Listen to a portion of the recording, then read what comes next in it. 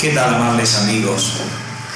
Estamos continuando con la serie Orientación Profética. En el primer tema hemos visto las profecías mesiánicas. Vimos cómo la Sagrada Escritura, desde el Génesis, pasando por todos los libros de los profetas, los salmos, explicaban la llegada del Mesías Redentor. Y vimos a través de las Escrituras el cumplimiento perfecto de cada una de ellas. Hoy vamos a estudiar una de las profecías muy significativas del libro del profeta Daniel. Pero antes de hacerlo, quiero relatarles una antigua leyenda árabe. Dicen que el príncipe Samiri, cuando subió al poder por la muerte de su padre, le pidió a los sabios del reino que por favor le escribieran la historia pasada, porque él quería conocer toda la historia como monarca.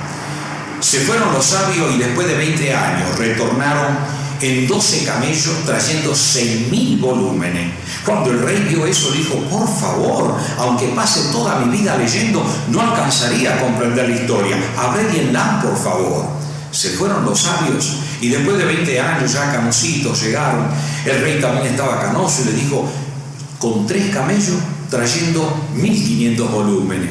Pero por favor, le dice el rey, ¿cómo voy a leer tanto si ya mi vista no está tan fuerte? Les ruego que abrevien la historia. Se fueron. Después de 10 años retornaron ya pocos sabios, medio cansados, en un elefante trayendo 500 volúmenes. Y el rey ya la vista no la tenía tan buena. Y dijo: por favor, yo les he pedido que me abrevien. ¿Se imaginan la edad que tengo y mi vista ya no da? Abrevienla, por favor. Y dice la leyenda que se fueron y después de 5 años, 2 sabios, caminando muy lentamente, vinieron con un volumen en la mano, pero con tanta tristeza que el rey había muerto. Murió sin conocer la historia. Esto es una leyenda, por supuesto. Pero amigos, escuchen bien. En el libro de Daniel, en el capítulo 2, en 228 palabras, el Dios de los cielos, el creador y sustentador, el que conoce todas las cosas antes que ocurran, nos muestra la historia en 2600 años desenvuelta, desde los días de aquel gran imperio Babilonia, lo que iba a suceder después con Medo-Persia, lo que iba a venir sucesivamente con el reino de Grecia, lo que iba a venir después con Roma, el desmembramiento de Roma con las hordas bárbaras, los intentos de Europa de unificar ese imperio, hasta don Adolfo Hitler, y la palabra de Dios nos muestra cómo vendrá el reino de Dios en la persona de nuestro Señor Jesucristo. Sí, amigo, sin especificar día y hora, porque eso está puesto en la potestad del Padre. Pero las profecías nos dicen claramente el tiempo histórico en que el reino de Dios vendrá a esta tierra. Y en esta profecía nosotros lo vamos a ver. Comenzamos leyendo Isaías, el capítulo 46, el verso 9. Leemos allí en la palabra del Señor la siguiente declaración. Isaías 46, verso 9 dice: acordaos de las cosas pasadas desde los tiempos antiguos, porque yo soy Dios y no hay otro Dios, y nada hay semejante a mí, que anuncio lo por venir desde el principio y desde la antigüedad lo que aún no era hecho, que digo mi consejo permanecerá y haré todo lo que quiero. ¿Qué tal? Dios dice: yo soy Dios y no hay nada semejante a mí. Yo anuncio el porvenir desde el principio y desde la antigüedad lo que aún no es hecho, que digo mi consejo permanecerá y haré todo lo que quiero. En el capítulo 42 del mismo libro, en el verso 9 leemos: he aquí se cumplieron las cosas primeras y yo anuncio cosas nuevas, antes que salgan a luz yo os las haré notoria. Así que a través de esta profecía vamos a ver exactamente cómo Dios reveló en esta manifestación de su gloria la historia con milenios de anticipación. Vamos a ir al libro del profeta Daniel. En el capítulo 2 leemos lo siguiente: en el segundo año del reinado de Nabucodonosor, tuvo Nabucodonosor sueño y se perturbó su espíritu y se le fue el sueño. El rey era el monarca, ya había caído Egipto, ya había caído Asiria. Este imperio babilónico estaba reemplazando al antiguo imperio asirio en la legendaria tierra de Mesopotamia, donde actualmente está Irak. Allí está la ruina de este gran imperio de Babilonia. Él era el monarca del mundo conocido en aquel entonces, no era el presidente de una nación. Allí convivían pueblos de diversas lenguas, de diversas culturas, asirios, judíos dispersos, israelitas, que así había dispersado a las 10 tribus de Israel. Y allí había diferentes lenguas, así que por lo tanto el monarca estaba bien preocupado. Y entonces tuvo un sueño, pero se despertó y el sueño se le fue, no se acordaba. Ese sueño indicaba algo muy especial. Entonces, ¿qué hizo? Dice la Biblia allí, y hizo llamar el rey a magos, astrólogos, encantadores, caldeos, para que le explicasen sus sueños. Vinieron pues, se presentaron delante del rey, y el rey les dijo: he tenido un sueño y mi espíritu se ha turbado por saber el sueño. Entonces hablaron los caldeos al rey en lengua aramea: Rey, para siempre vive. Di el sueño a tu siervo y te mostraremos la interpretación. Respondió el rey y dijo a los caldeos: el asunto lo olvidé, y si no me mostráis el sueño y su interpretación, seréis hechos pedazos, y vuestras casas serán convertidas en muladares. Y si me mostráis el sueño y su interpretación, recibiréis de mis dones y favores y gran honra. Decidme pues el sueño y su interpretación. El rey les vuelve a preguntar, y ellos le dicen: rey, dinos el sueño y te vamos a dar el significado. Finalmente dice el versículo 10, los caldeos respondieron delante del rey y dijeron: no hay hombre sobre la tierra que pueda declarar el asunto del rey. Además de esto, ningún rey, príncipe ni señor preguntó cosas semejantes a ningún mago, ni astrólogo, ni caldeo, porque el asunto que el rey demanda es difícil y no hay quien lo pueda declarar al rey, salvo los dioses cuya morada no es con la carne. Por esto el rey, con gran ira y con gran enojo, mandó que matasen a todos los sabios de Babilonia. ¿Qué había pasado? Ese sueño que el rey tuvo no era un sueño común, era un sueño que el Dios del cielo le había dado. Y entonces ahora el rey manda a los astrólogos, adivinos, caldeos. Saben que en todas las cortes antiguas del Oriente, entre los cartagineses, entre los romanos, siempre ha habido esta gente que pretendía descifrar sueños, misterios, enigmas. Saben ustedes que todo lo que es astrología, no astronomía, no confundamos, la astrología, lo que pretende la influencia que los astros tienen sobre nuestra vida, todo eso viene de Babilonia. Por ejemplo, el profeta Isaías, en el capítulo 47 de su libro, el capítulo comienza diciendo: juicio sobre Babilonia. En el verso 13 leemos así: te has fatigado en tus muchos consejos, comparezcan ahora y te defiendan los contempladores de los cielos, los que observan las estrellas, los que cuentan los meses para pronosticar sobre ti el signo del zodíaco. He aquí que serán como tamo, fuego los quemará, no salvarán sus vidas del poder de las llamas, no quedará brasa para calentarse, ni lumbre a la cual se siente. Sí, amigo, todas estas prácticas esotéricas, de adivinación, de la influencia de los astros. Hay personas en el mundo entero que lo primero que hacen al levantarse es ir a buscar un periódico para ver qué le depara el futuro a través del signo del zodíaco.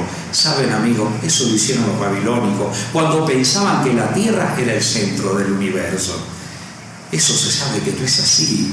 Además, el Dios de los cielos es bien claro en su palabra cuando muestra que no estén adorando al sol, a la luna o a las estrellas, y acá mismo está diciendo que Babilonia será destruida a causa de sus prácticas. ¿Saben? Hoy en día no ha cambiado. En todo el mundo, las grandes celebridades, las personas que ocupan puestos de Estado, van a buscar a los psíquicos para ver qué les depara a ellos el futuro. Por ejemplo, tengo acá en mi mano una hojita de un periódico de los Estados Unidos, se titula La Prensa. Es una hojita de ya más o menos 18 o 20 años atrás, cuando la señora Hillary Clinton, por ejemplo, era esposa del presidente en aquel entonces. Y acá este artículo muestra que ella consultaba con el espíritu de los muertos de Mahatma Gandhi, de Rockefeller, porque ellos la guiaban a ella en la política que debía seguir.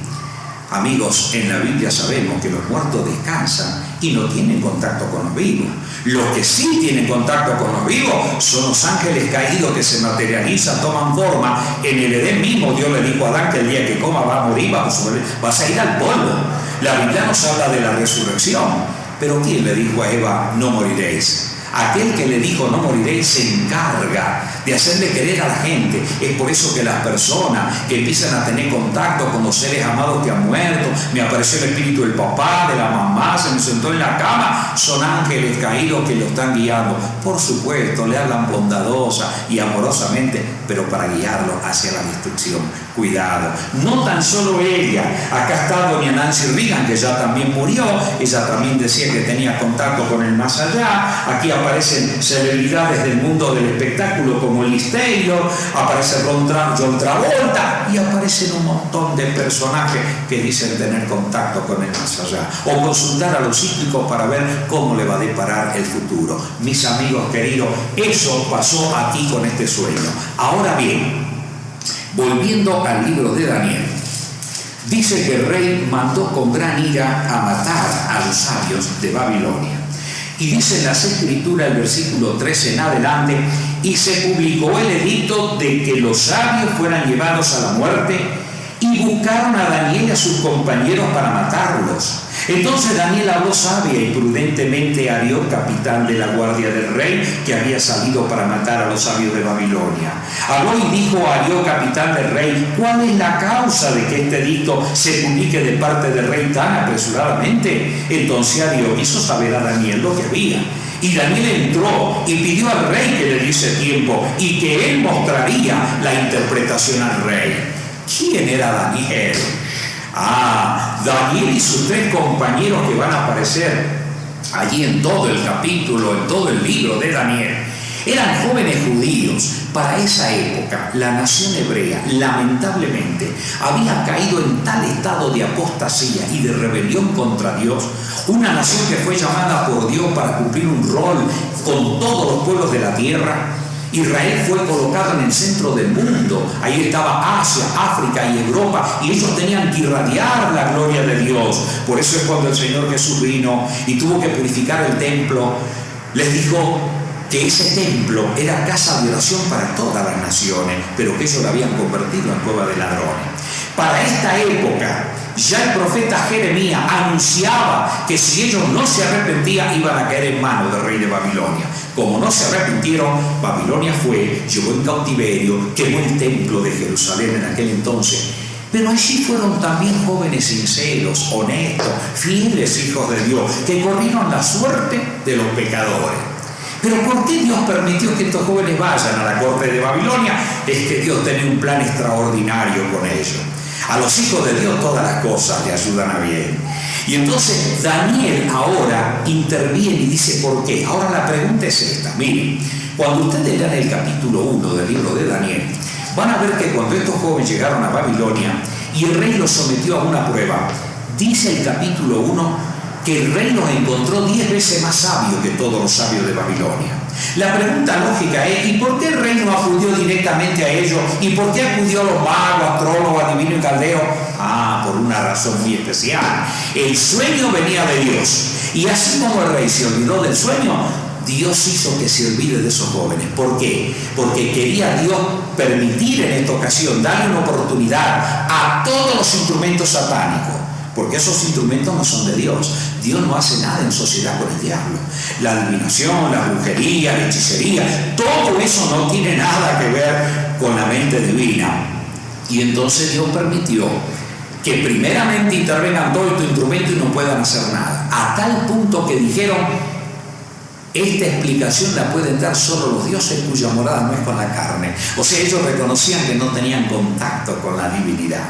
Y entonces ahora Daniel, cuando se entera, interviene y le pide al rey. Obviamente cuando un rey en esa época daba una orden, nadie la podía contradecir. Pero cuando el rey se encontró frente a Daniel, a sus compañeros, recién recordó que esos jóvenes eran sabios. Así que el rey les permitió. ¿Y qué hizo Daniel y sus compañeros? Miren lo primero que hicieron. Dice el versículo 17: luego se fue Daniel a su casa. Hizo saber lo que había a Ananías, Misael y Azarías, su compañero, para que pidiesen misericordia del Dios del cielo, para que ellos no perecieran con los otros sabios de Babilonia. Y entonces dice que oraron. Ustedes lean allí en el capítulo 2 de Daniel, para abreviar un poco la historia. Y entonces Dios le revela en una visión de noche a Daniel el sueño, y Daniel le agradece al Dios de los cielos. Y entonces llega el momento que se presenta nuevamente delante del rey. Y el verso 26, el rey le dijo a Daniel, al cual llamaba Belsasar: ¿podrás hacerme conocer el sueño que vi su interpretación? Daniel respondió delante del rey, diciendo: el misterio que el rey demanda, ni sabio, ni astrólogo, ni mago, ni adivino lo pueden revelar al rey. Pero hay un Dios en los cielos, el cual revela los misterios, y él ha hecho saber al rey Nabucodonosor lo que ha de acontecer en los postreros días. He aquí tu sueño y las visiones que has tenido en tu cama. Noten que el detalle es llegar a los postreros días, pero Dios va a ir revelando toda la historia para que quienes vivimos en los postreros días nos demos cuenta que el cumplimiento histórico fue perfecto, como Dios lo planteó en esta profecía. Y entonces Daniel comienza a revelarle el sueño al rey.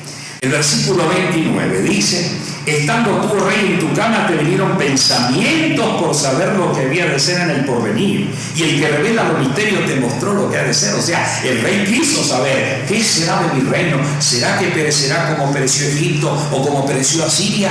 ¿O será que mi reino permanecerá para siempre? Y entonces Daniel le dice: tú tuviste ese interés, y el que revela los misterios te mostró lo que ha de ser. Y entonces dice: tú, oh rey, veías, y aquí una gran imagen, esta imagen que era muy grande y cuya gloria era muy sublime, estaba en pie delante de ti, y su aspecto era terrible. La cabeza de esta imagen era de oro fino, sus pechos y sus brazos de plata, su vientre y sus muslos de bronce, sus piernas de hierro, su pie en parte de hierro y en parte de barro cocido. Estabas mirando hasta que una piedra fue cortada, no con mano, e hirió a la imagen en su pie de hierro y de barro cocido, y lo desmenuzó. Entonces fueron desmenuzados también el hierro, el barro cocido, el bronce, la plata, el oro, y fueron como tamo de la era del verano, y se los llevó el viento sin que de ello quedara rastro alguno. Mas la piedra que hirió a la imagen fue hecha un gran monte que llenó toda la tierra. Este es el sueño, también la interpretación de él diremos en presencia del rey. ¡Qué tremendo! O sea, Daniel le recuerda primero lo que el rey soñó, y le muestra esa estatua de cabeza de oro, pecho y brazos de plata, muslo de bronce, pierna de hierro, pie en parte de hierro y en parte de barro cocido. Y mientras tú considerabas todo esto, una gran piedra vino y dio con ímpetu, y esa piedra hizo un monte que llenó toda la tierra. Este es el sueño. Obviamente que ese fue el sueño, porque de lo contrario el rey hubiera dicho: Daniel, yo no soñé tal cosa. Así que lo primero que el rey recibe es el recuerdo de aquello que había soñado. Entonces Daniel le dice ahora, verso 37: tú, oh rey, eres el rey de reyes, porque el Dios de los cielos te ha dado reino, poder, fuerza y majestad. Y donde quiera que habitan hijos de hombre y bestia del campo y abre el cielo, Él lo ha entregado en tu mano y te ha dado dominio sobre todo. Tú eres aquella cabeza de oro. ¡Qué interesante!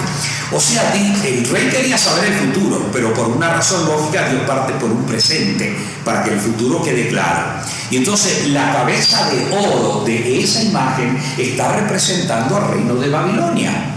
¿Saben ustedes que los historiadores del pasado nos comentan cosas interesantes? Por ejemplo, el historiador Heródoto comenta la riqueza que tenían los babilonios. Él dice que en uno de los templos, el templo de Medo-Merodach, que tenía de paso 10 metros más que la pirámide de Keops actual, tenía 150 metros de altura.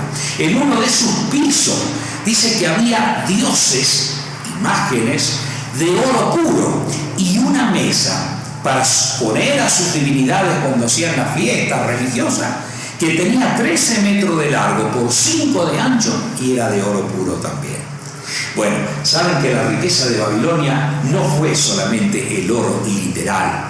La riqueza de Babilonia es impresionante. Era una ciudad cuadrada, un poco rectangular, que estaba formada justamente en el centro de la ciudad. Pasaba el río Éufrates de noreste a sureste, así que podía tener permanentemente agua dentro de sus murallas, porque las murallas que tenía eran inexpugnables. Es decir, los métodos de guerra antiguos no podían atravesarla. Algún historiador le dice que tenía casi 100 metros de altura por 25 metros de ancho y podían subir carros de guerra tirados por 4 caballos por la rampla que tenía. ¿Saben cuánto tenía de perímetro? 600 kilómetros de perímetro.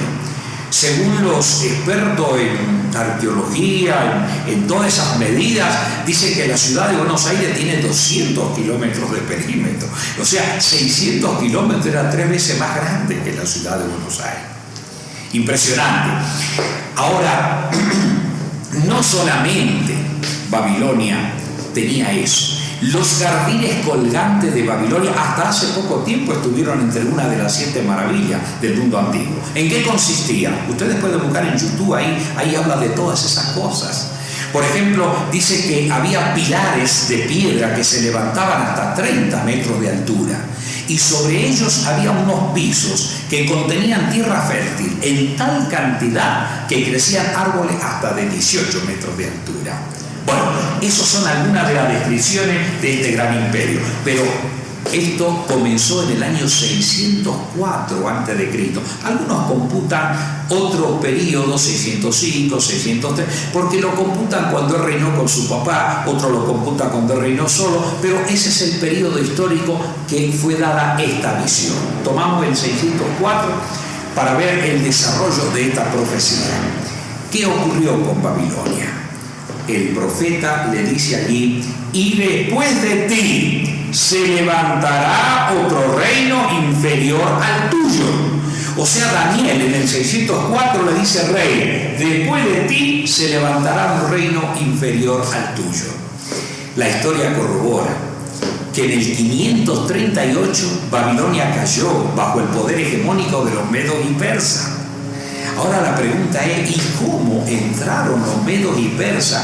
Si era inexpugnable, nadie podía atravesarlo. La historia dice que el rey Darío, el rey de los medos, primero vino y la sitió a Babilonia. Y como no podía entrar, llamó a su sobrino Ciro. Y Ciro, el rey de Persia, vino y se unió con su tío. Y entonces Ciro estudia una estrategia. Para esa época del año, ya de paso Babilonia estaba corrompida. Reinaba el nieto de Nabucodonosor. Y entonces, en esa época decrecía el río Éufrates, y él pensó en cavar zanjas adyacentes y desviar el cauce para que el ejército pueda pasar por el río y entrar dentro de Babilonia.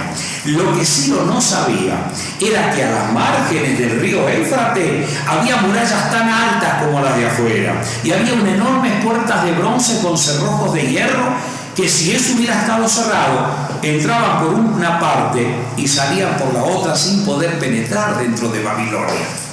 Pero saben, amigos, miren, acá viene la gloria de todo esto. El profeta Isaías, que escribió entre el 750 y 700 a.C., es decir, antes que nazca la mamá del general Ciro, ya la Biblia decía por medio de Isaías cómo iba a caer Babilonia, inclusive da el nombre de ese general. Fíjense cómo lo explica a eso el profeta Isaías en el capítulo 44 de su libro. Allí dice los versículos 25 en adelante. Dios está hablando. Dice que les hago las señales de los adivinos y enloquezco a los agoreros, que hago volver atrás a los sabios y desvanezco su sabiduría, que es lo que pasó en Babilonia, que no pudieron interpretar el sueño del rey.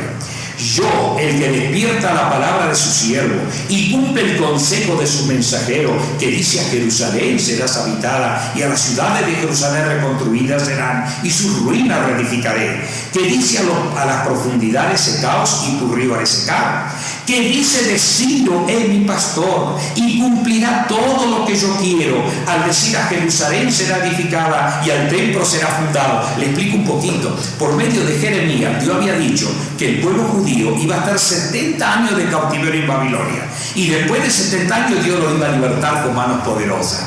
O sea que cuando se cumplieron los 70 años, Dios despierta a Ciro, le llama su pastor, fíjense, porque Ciro iba a librar al pueblo judío que estaba ahí. Dicen los historiadores, de acuerdo a los registros que hay, al cilindro de Ciro y todo aquello que la arqueología descubrió, que cuando Ciro entró triunfante dentro de Babilonia, uno de los sacerdotes hebreos salió con el rollo del profeta Isaías y le mostraba que su nombre estaba escrito en la historia 150 años más antes que él llegue a conquistar a Babilonia. Y se quedó tan conmovido Ciro de ver que su nombre estaba en los registros sagrados de los hebreos, que ahí nomás lanzó el edicto para que vayan a reconstruir nuevamente el templo de Jerusalén. Y Dios lo decía por Isaías. Ahora dice allí que dice: a las profundidades secao y tu río haré secar. ¿Quién le dio la sabiduría a Ciro para que desvíe el cauce del Éufrates en ese momento histórico que decrecía?